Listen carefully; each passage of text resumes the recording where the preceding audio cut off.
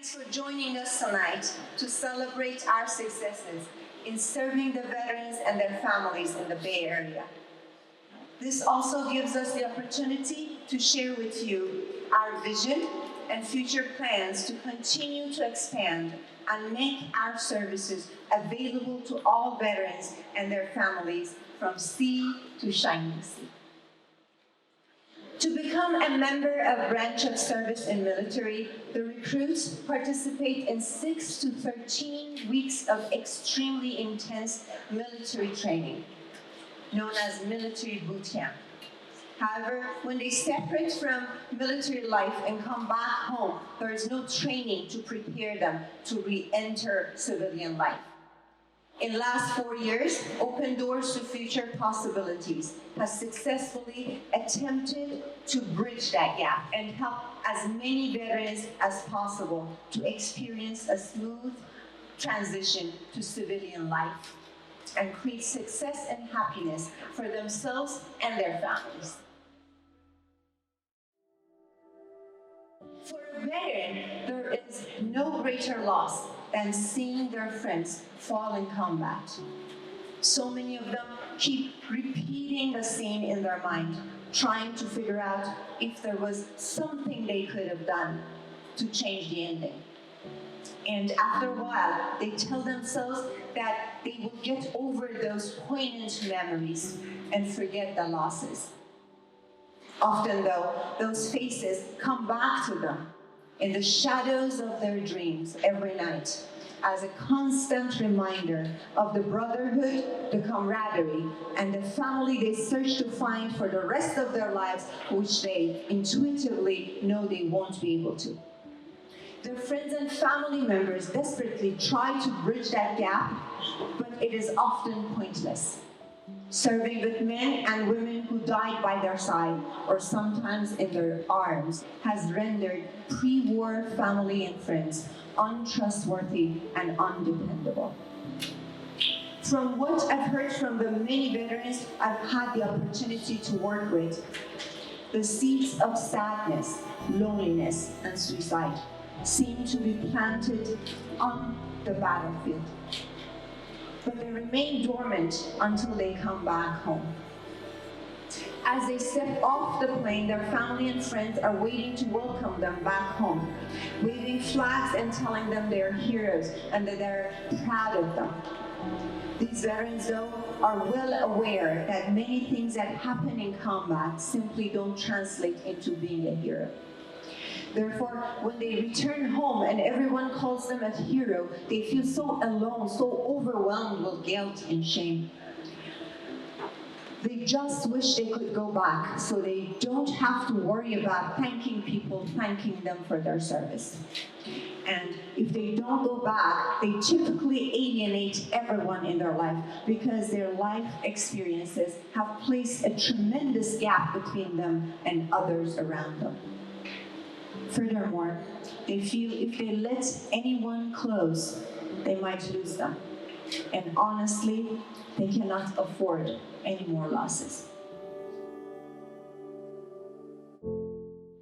In 2017, 16 years from the war in Afghanistan, and 14 years after the war with Iraq that started in 2003, 6,855 soldiers were killed in action, while 73,000 veterans committed suicide. According to the 2023 VA report, veteran suicide rate is currently at 22 per day, which goes above 8,000 veterans a year. On average, we have had over 6,000 veteran suicides a year in the last 20 consecutive years, meaning that over 125,000 veterans have committed suicide since 2001. Even though the Defense Department has spent millions of dollars on efforts to try to prevent these suicides, Pentagon data have shown a rise in military suicide in past decade. These reports reveal the very limited effectiveness of the programs available to our veterans to help them overcome trauma and make a smooth transition into civilian life. In 2023, we have about 68,000 homeless veterans and over 1 million veterans who live in poverty in our country. 76% of veterans say that their transition experience has been very difficult and highly stressful. Suicides show that those individuals are 5 times more likely to experience suicidal ideation. More than 80% of post-9/11 veterans say that the public does not understand the problems that those who have served face in transitioning to civilian life. More than 80% of civilian organizations have no veteran-specific recruiting programs, and more than 50% offer no onboarding or transition support to veteran hires. Women in the armed forces face unique struggles after leaving military. More than 40% of female veterans report experiencing military sexual harassment or sexual trauma. Today, there are as many as 2 million female veterans in the United States. Many of them suffer from social alienation and feel invisible in their communities after returning home from overseas. Female veterans are 2 times more likely to experience homelessness and 2 times more likely to commit suicide than their civilian counterparts. Limited services and few care systems increase the suicide rate among female veterans. More than 1 in 10 US veterans have been diagnosed with a substance abuse disorder. And these are only the ones who have gone to VA and got a diagnosis.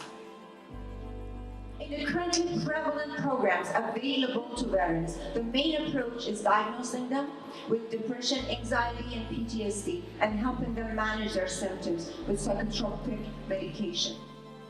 Per the data published by the VA and Pentagon, even though there is lots of good intention and effort, the effectiveness of these programs hasn't been significant enough to help most of these veterans who are suffering from painful memories and paralyzing symptoms. Here at Open Doors to Future Possibilities, we have a different approach. We acknowledge that death is unavoidable. We're all on death row. After all, whether we like it or not, we're gonna eventually die.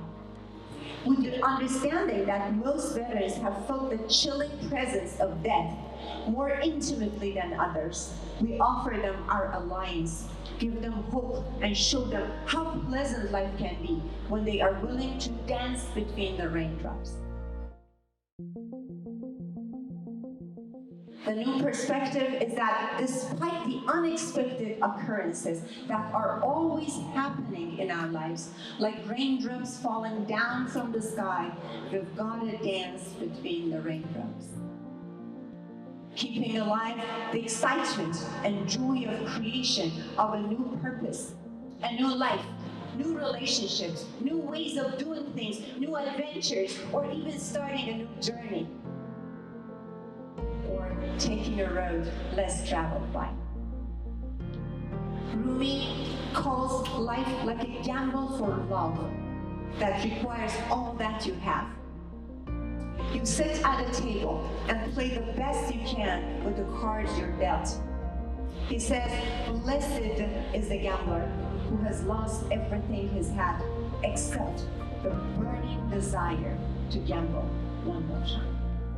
Here, we encourage our veterans to take a chance on themselves, to do the one exciting thing they've always wanted to accomplish, to ask someone they had a crush on out on a date, to travel to somewhere they've never been before, to learn to play backgammon or the guitar, just to roll the dice and see what happens.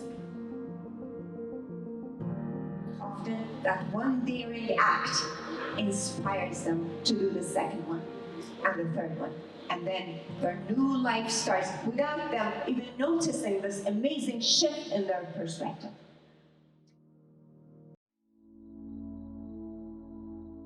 Our veterans have often lost way more than what they imagined to be possible.